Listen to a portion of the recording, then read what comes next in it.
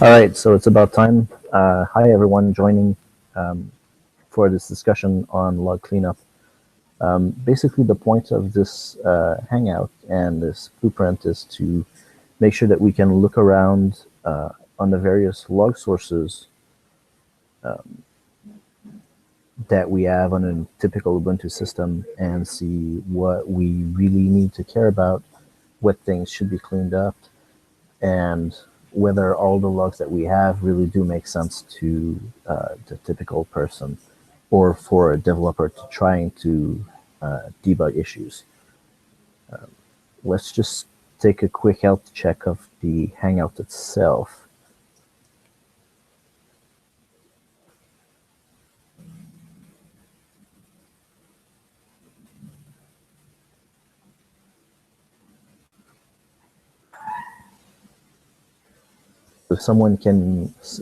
If there's someone actually listening to this, could you please say something on IRC just to make sure that everything is good and if you've so far heard me?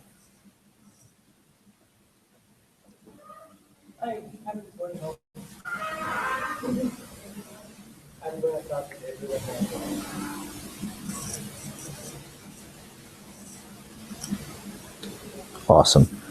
All right, so hi Manic and everyone else. So as I've been saying, the goal is to review all the logs that we have from various log sources. I know that there's quite a lot of information that ends up currently in varlog syslog. And for that purpose, I've taken a snapshot from my own system where we have, or I think it's a fairly representative excerpt from a typical system where it's not just the standard Ubuntu installation, but the standard Ubuntu installation with some more pieces thrown in that are admittedly specific to my workflow, but we'd see the same kind of thing happening on the system from someone who has been using their install for a little bit of time. So let me paste the link. I will put that link up on IRC. It's a paste bin. And let me apologize for the sound in the background. There's quite a lot of people here. And at a sprint, it's not a great location for this particular URS. So the print is the link is a paste bin, number 162238887, and on there we can see essentially a sorted excerpt of my syslog.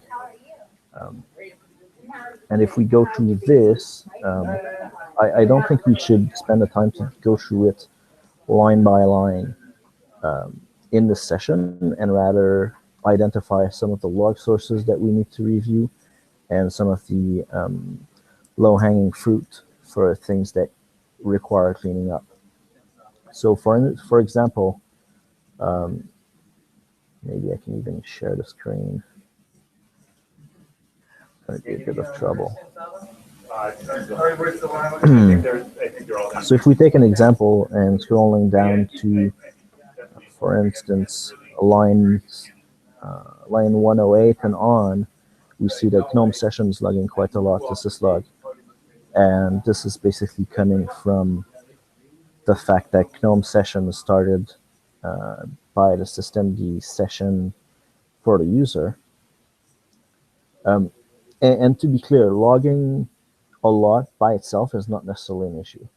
The aim of this is to see, does this make sense to log? And do we care about these messages? Are they actually relevant to anyone? If it's an error, then obviously it's important. But if it's a non-fatal warning, so the perfect example here is line 109, where dj.monitor has some geocritical messages, but those we may or may not want to do anything about. It's an issue in the application. Admittedly, it can be fixed, but maybe we just don't want to log for this kind of message. and simply let things go with it if they're not likely to break anything ever. To go with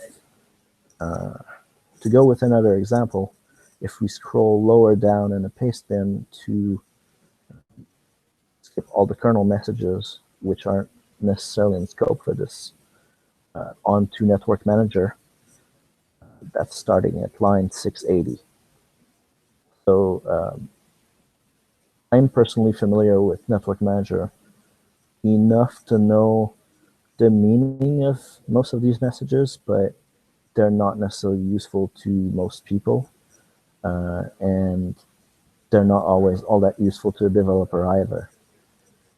So this is one key example of a daemon that should probably be updated so that it doesn't log as much for the general case. We still want to see all the things that people are most likely to want to know about. For example, at line 746, 745, 746, 747, we get the IP address returned from the DHCP server. And all of this stuff is 4, 5, 6 lines. It's tiny in itself, but when it happens every 5 minutes or every 30 minutes, because it's a DHCP session, then these are places where we may want to reduce this maybe to 1 line or remove it altogether. So I'll open the floor to people if there's anyone who has suggestions for log sources that we may want to look at. I know there's already there's at least syslog, varlog syslog. There's also the upstart directory for the session logs for the upstart session user, and which is in the .local upstart, I believe, or .cache upstart. Let's list here the different log sources that are of interest for doing a cleanup.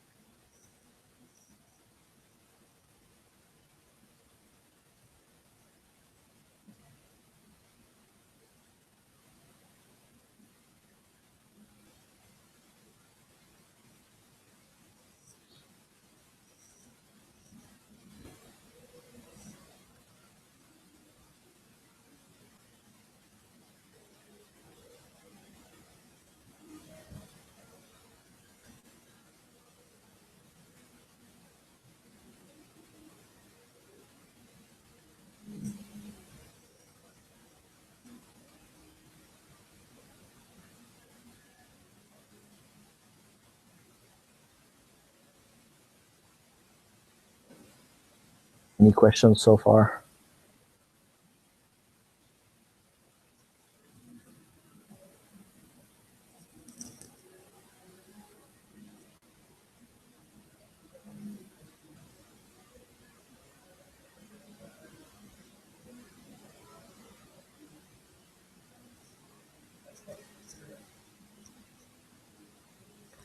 All right, Neil,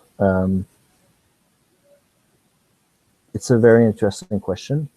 I know there are some tools that can help in doing the machine learning from log files. Kibana comes to mind, but that was, I suppose my target for this was really to do cleanup and yes, seek upstream buy-in for the log, for that cleanup effort, which is, it's definitely not something that we can achieve all by ourselves, directly alone, working completely alone and in a dark corner somewhere. I think we really do need to think of this as a long-term effort that would be carried on until 1804, for example, for the next LTS, and that would possibly give us enough time to write patches, submit patches upstream, and get the logging all relevant and shiny.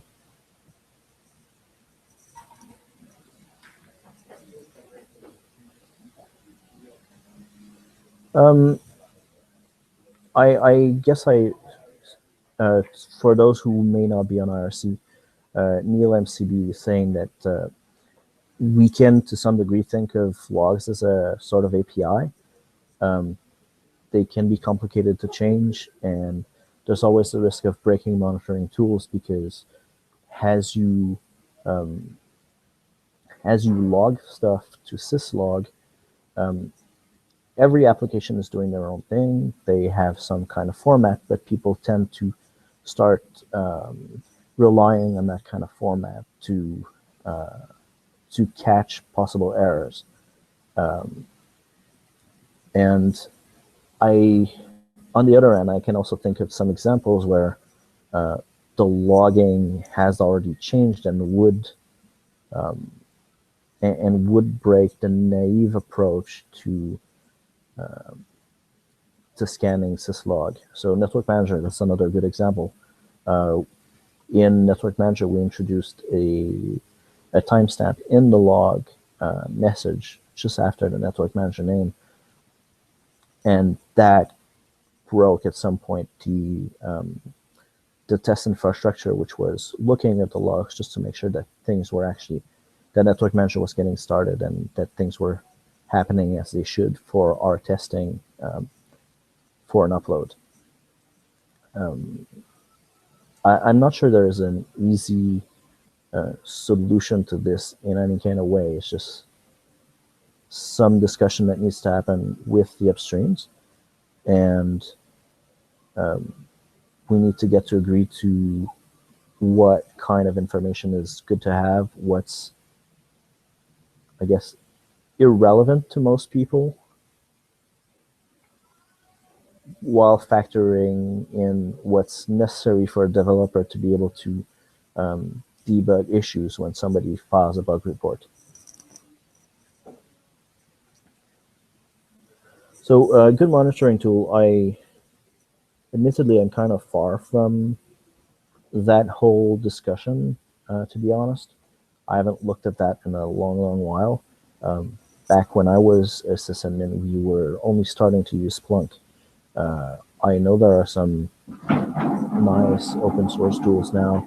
The one I mentioned was Kibana, which I've heard of for log monitoring. I'm kind of hoping that somebody in the channel or could join the Hangout just to pipe in on that aspect of things.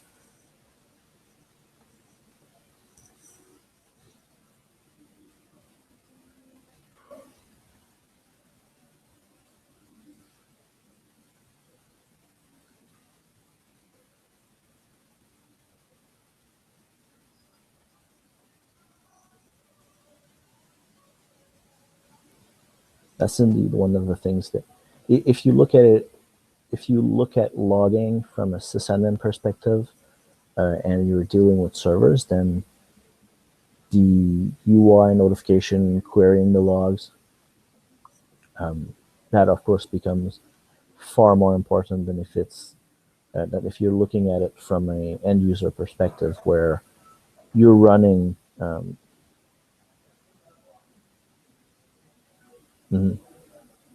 when you're running a you're basically running stuff on your laptop. All of it logs. You see logs from what happens when you connect to a network, what happens when you open and close windows, and what drives the session, and all that can be thought of as a waste of space as long as you don't have any issues. But once you do have issues, then it's extremely important to be able to get these logs to developers. And the more you have, of course, the more difficult it is to transfer them over and to keep the important stuff and not and definitely forget about the unimportant things. But that decision, my vision is that if there's a clean enough logging strategy, then we don't need to care so much about does an end user send all of their logs, or we're not leaving the decision of what to send to the end user. We're saying just send us everything and we'll figure it out, because in that log you won't have very private information. You won't have irrelevant stuff that you don't care about and that we don't care about. So it makes it a much smaller chunk of data to send over.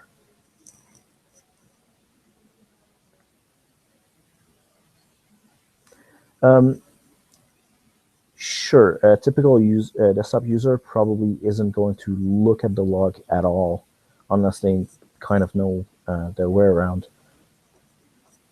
But when it's a typical user and they're trying to file a bug report, which is something that we try to encourage,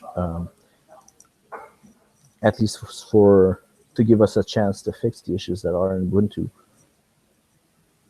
then having an incomplete log that tends to be a problem and cause back and forth between the developer and the bug reporter. Because, for instance, they'll get you just the very last line, and that's an error message, and that's the error message that you're getting at the end, but maybe 5 of the lines earlier are really important and much more telling than the last one was.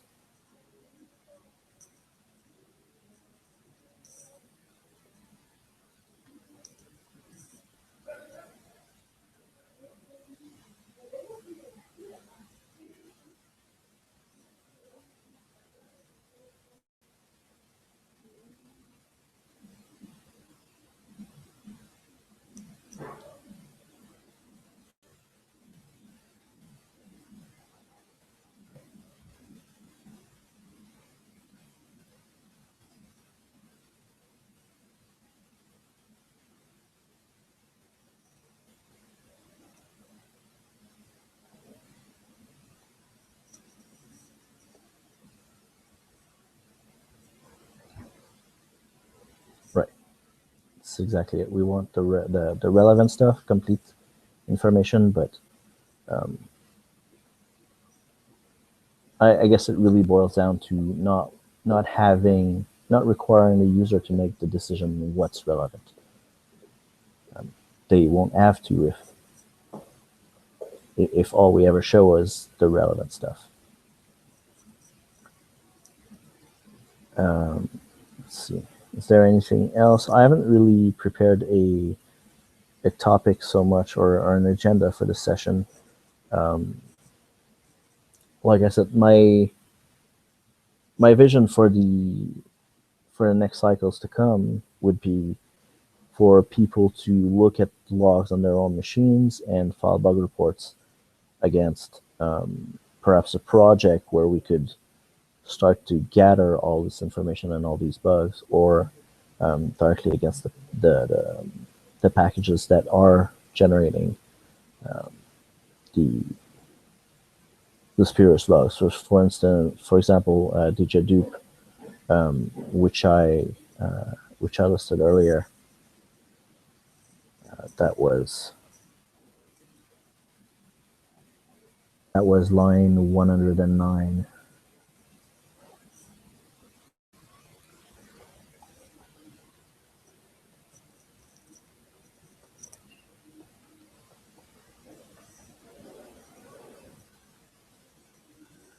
So, so what I'm doing here is, if everyone can pitch in and do their little part in identifying these pain points and the packages and software systems that do that do log in a way that we might consider wrong-ish. What I mean by that is, if you feel like it could use some improvement, then I think filing a bug about it is a good starting point for a discussion on the relevance of the log entry. That's really great, Neil. Thank you for doing that.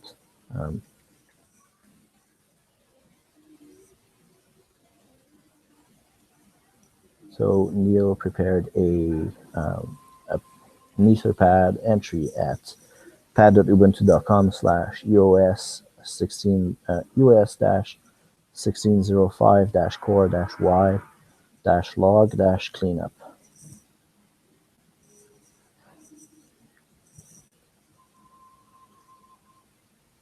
So aside from varlog, syslog, and .cache upstart, are there other places where we see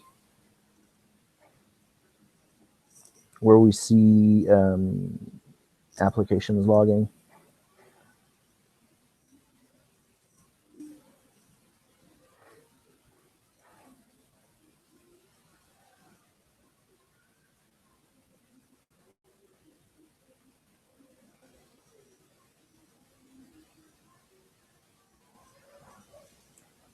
Seb asked if we have a tag for logs in the default installation set.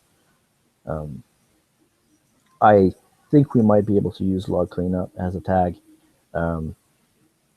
It's short and direct to the point. So bugs being filed against different package, we could all find back in a tag like log cleanup. So try to be able to track the effort as a whole.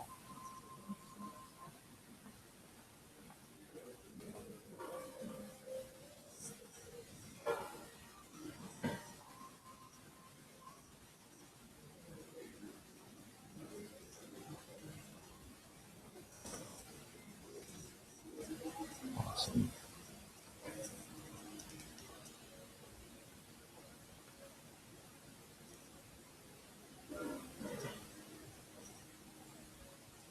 Yeah. One thing that came up in discussion even earlier, but Seb mentioned on IRC, it would be nice to standardize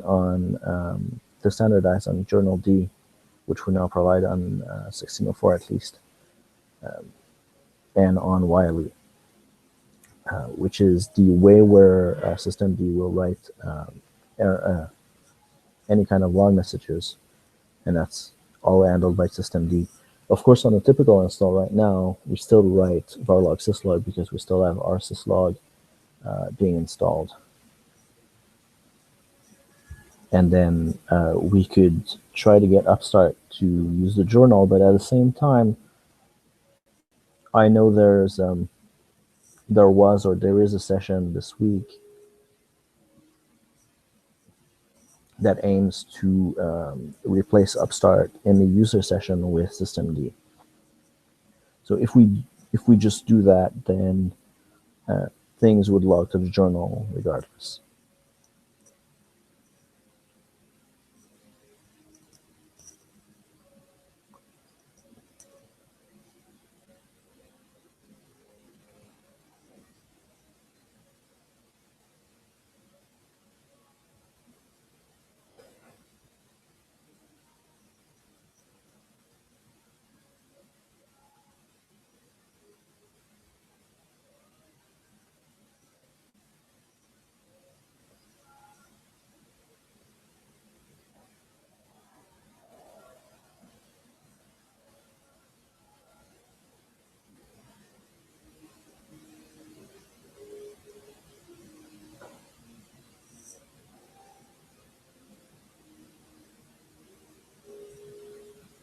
So if I go to look at my pastebin from earlier, I'll just add that to the pad.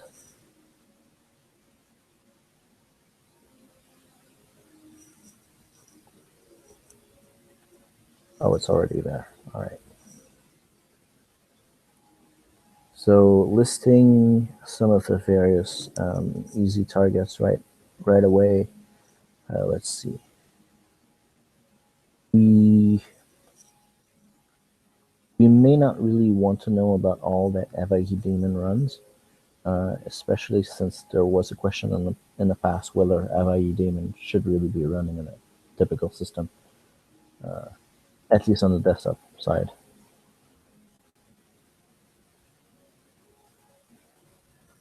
And then we have the messages from GNOME session, so digit monitor.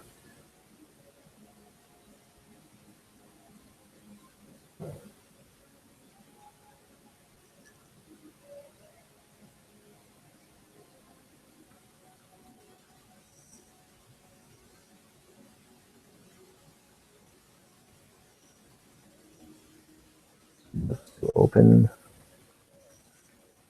have Avahi, dupe.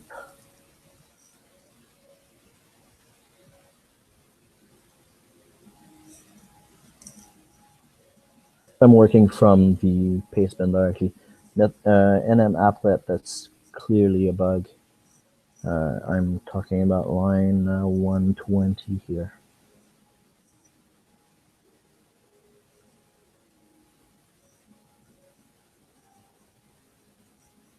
Of course, all this requires going quite quickly through that log because there is so much extra information.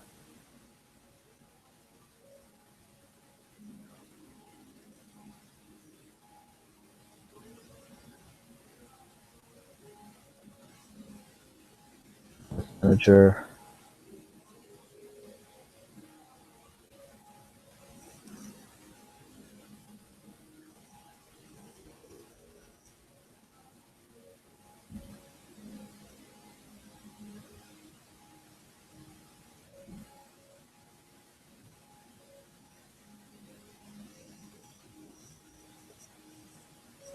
So to answer your question, Neil, the Etherpad notes should stay around indefinitely, but to be safe, I'll write them down in the. I'll copy them in the pad, well, in the session notes directly on the blueprint, and then from that I'll get a list of work items.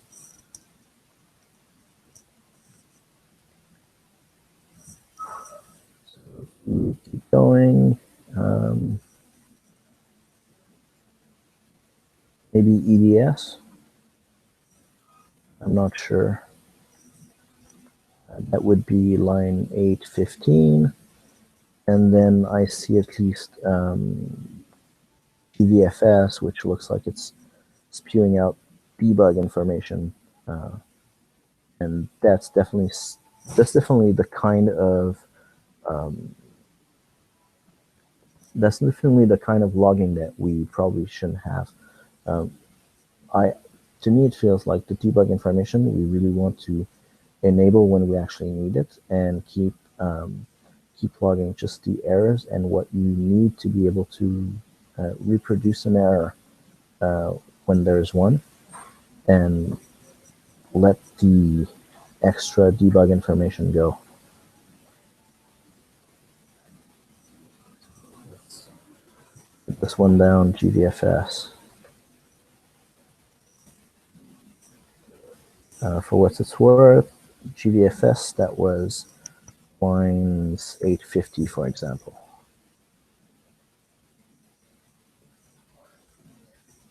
And PCSCD, that's not something that's usually installed on systems.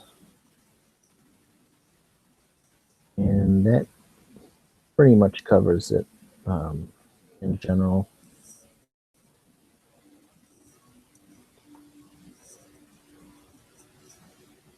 So maybe we can start with these 5 projects as an initial target,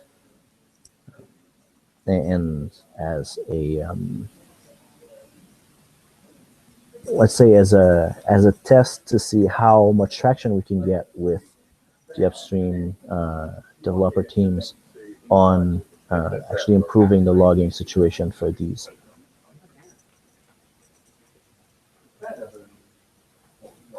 That's a good point. So on IRC, Neil asked, what about encouraging ways to more easily set log levels up and down? It's true that there's quite a few different ways in which you can toggle logging. I know in the past I did, so for example, per application, enable debug or disable it or filter it out and only save more important stuff. In most cases, what you need to do is start the application with the -d or --debug to enable the debugging. One of the things I did a few cycles ago for Network Manager was to provide a small Python script which could send the right dbus messages so that we could turn up the debugging for Network Manager and for specific areas of Network Manager, since it logs so much when you actually enable debugging. And when we're talking about showing debug, bringing up the debugging to the log level, what we're looking at is easily multiplying the number of log entries by 100 or by 1,000.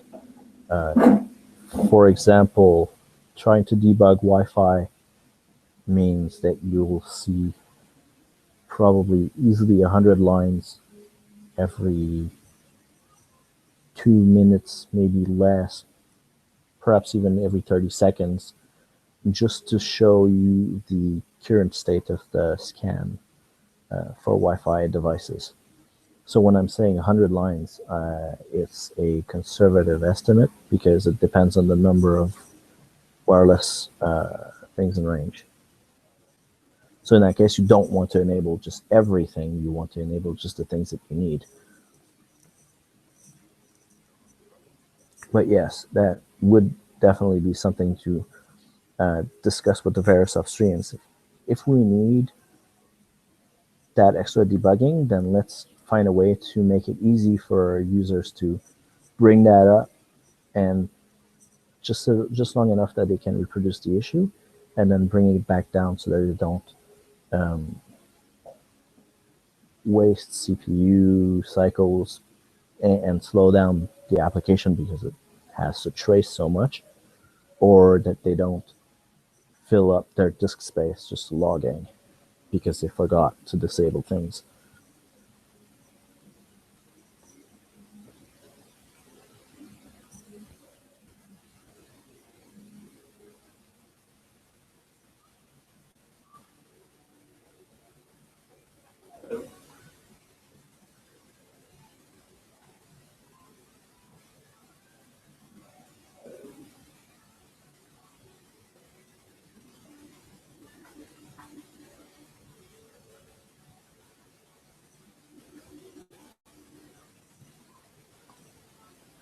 Anything else?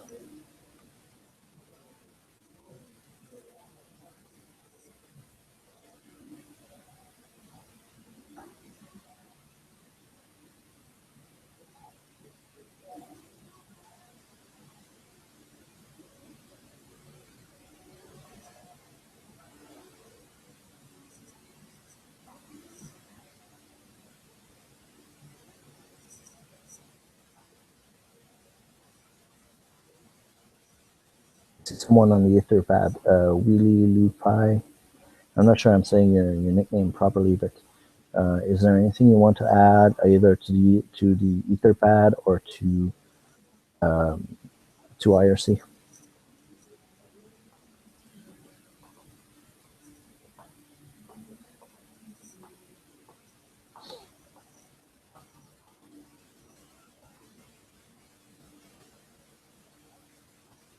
So as far as good machine learning options, Neil, what I will do is, fortunately today I'm at a sprint and there's some people who know about this that I can ask. So I'll try to get you the information and I will get back to you on that on IRC.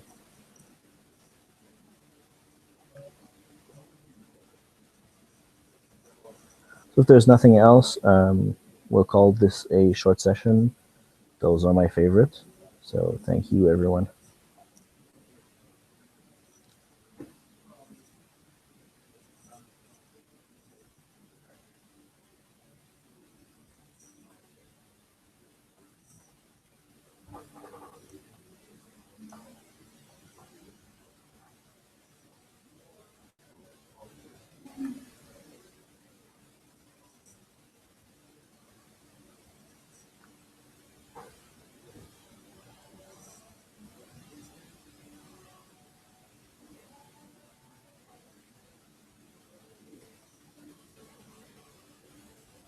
Thanks, everyone. Goodbye.